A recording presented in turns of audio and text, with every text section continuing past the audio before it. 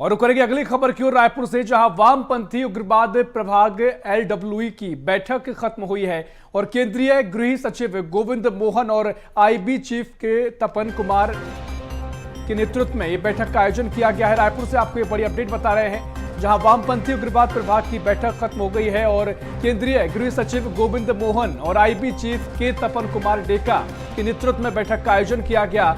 नक्सलियों के खिलाफ मानसून के बाद बड़ा एक्शन लिया जाएगा। बारिश के बाद नक्सलियों के खिलाफ संयुक्त ऑपरेशन की तैयारी भी तेज होगी और 4 राज्य छत्तीसगढ़, मध्य प्रदेश, उड़ीसा और तेलंगाना के डीजीपी बैठक में शामिल हुए हैं। केंद्रीय सुरक्षा बलों के अधिकारी, इंटेलिजेंस एजेंसी के प्रतिनिधि और नक्सल ऑपरेशन से जुड़े आला अधिकारी भी मौजूद रहे। केंद्रीय गृह मंत्री अमित शाह ने 31 मार्च 2024 तक नक्सलवाद खत्म करने का फैसला लिया है।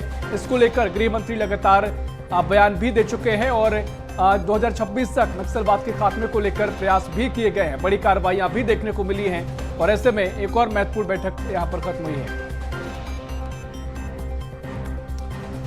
और इसी खबर पर और भी जानकारी लेंगे। रायपुर से हमारे सहयोगी अविनाश चंद्रवंशी हमारे साथ लाइव जुड़ रहे हैं। अविनाश, जिस तरीके से पहले गृह मंत्री अमित शाह कह चुके हैं कि 2026 तक नक्सलवाद खत्म किया जाएगा, वहीं अब वामपंथी उग्रवाद प्रभाग की बैठक, किस तरीके से बैठक को देखा जा रहा है, क्या कुछ चर्चा हुई है? क्योंकि केंद्रीय गृह सचिव गोविंद मोहन और आईबी चीफ भी इसमें मौजूद थे।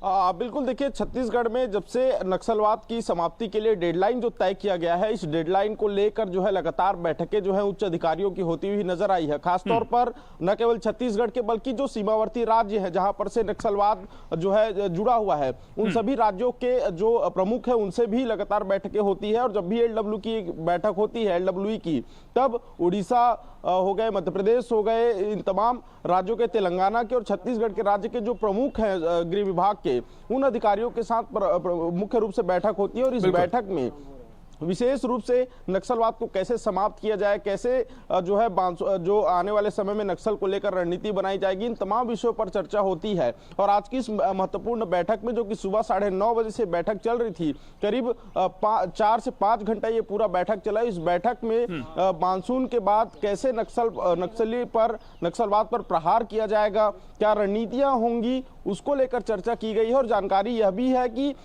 मानसून के बाद जो है एक बड़ा जो एक्शन है वो नक्सलवाद के खिलाफ देखने को मिल सकता है, क्योंकि मार्च 2026 का लक्ष्य रखा गया है। और इस लक्ष्य को लेकर लगातार देखा गया कि नक्सली मुठभेड़ होते गए, ऑपरेशन चलाए गए और इन ऑपरेशन में तमाम सफलताएं मिली। साथ ही सरकार की योजनाओं के माध्यम से पुनर्वास की नीति को भी मजबूत किया गया, ताकि ज्यादा से ज्यादा जो है नक्सली है वो बिल्कुल अविनाश, क्योंकि जिस तरीके से गृह मंत्री अमित शाह ने जब बयान दिया था, उसके कुछ समय बाद हमने देखा कि जो कार्रवाइयां देखने को मिली अलग अलग ऑपरेशंस में, मुझे लगता है कि सैकड़ों नक्सलियों को मार गिराया गया। क्या ये माना जाए कि अब जो तैयारी देखने को मिलेगी, क्योंकि जो बैठक की गई है और ये संदेश देने की कोशिश की गई है, तो मानसून के बाद एक बड़े एक्शन की तैयारी में फिर सरकार देखने को मिलेगी? बिल्कुल, देखिए, जिस तरह से बस्तर पूरे क्षेत्र में अगर देखा जाए तो नक्सलवाद जिस तरीके से पनपा था, लेकिन इस नक्सलवाद को समाप्त करने के लिए कोई इस तरह की पहले कोई रणनीति तैयार नहीं हुई थी। लेकिन जब गृह मंत्री अमित शाह ने जब डेडलाइन तय किया, 2026 का तारीख जो है, मार्च का महीना जब तय किया, तो उसके बाद से जो एक्शन देखने को मिले, कहीं ना कहीं एक बड़ी सफलता उन तमाम एंटी नक्सल ऑपरेशन में देखने को मिले हैं। सैकड़ों हजारों नक्सली जो हैं, जो समाज की मुख्यधारा से जुड़े, उनकी सरकार की तमाम योजनाओं का उन्हें फायदा दिया जा रहा है ताकि ज्यादा से ज्यादा लोग जुड़े। साथ ही शस्त्र से भी लड़ने की तैयारी को लेकर जो है तमाम बैठकें होती रही हैं और बैठकों के माध्यम से जो बल है वहां के, उनको बढ़ाया गया, अलग अलग फोर्स को वहां पर एक्टिव किया गया। और जो बस्तर क्षेत्र में जिस तरह से एंटी नक्सल ऑपरेशन चलाए जा रहे हैं, निश्चित तौर पर देखिए महत्वपूर्ण बैठक हुई है और आगामी जो एक्शन देखने को मिलेगा और क्या कुछ यहां से गतिविधियां शुरू होगी, क्योंकि निश्चित तौर पर इस बैठक के बाद नक्सलवाद में, नक्सलियों में एक हड़कंप की स्थिति देखने को मिल सकती है। बहुत बहुत शुक्रिया अविनाश, आपको जानकारी साझा करने के लिए।